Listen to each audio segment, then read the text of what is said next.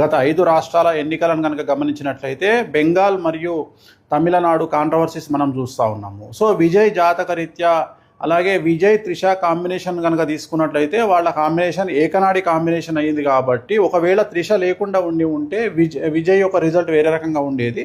But Vijay జాతకరీత్యా కనుక గమనించినట్లయితే తమిళనాడు రాష్ట్ర జాతకరీత్యా గమనించినట్లయితే ఒకవేళ విజయ్ సీఎం అయినప్పటికీ కూడా ఖచ్చితంగా తమిళనాడులో మళ్ళీ ఎలక్షన్లు వచ్చేటువంటి అవకాశాలు 100కి 1000% కనిపిస్తూ ఉన్నాయి.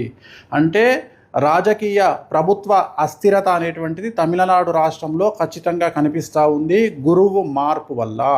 ఎందుకంటే గురువు మారినటువంటి రాశిని బట్టి తీసుకుంటే, రాష్ట్రం యొక్క రాశిని బట్టి తీసుకుంటే పెను సంచలనాలు ఆ గురువుకు సంబంధించినటువంటి రాష్ట్రాలలో ఏర్పడేటువంటి అవకాశాలు కనిపిస్తూ ఉన్నాయి. దాని కారణం చేత తమిళనాడు రాష్ట్రంలో ఖచ్చితంగా మళ్ళీ తిరిగి ఎలక్షన్లు వచ్చేటువంటి అవకాశం కనిపిస్తూ ఉంది.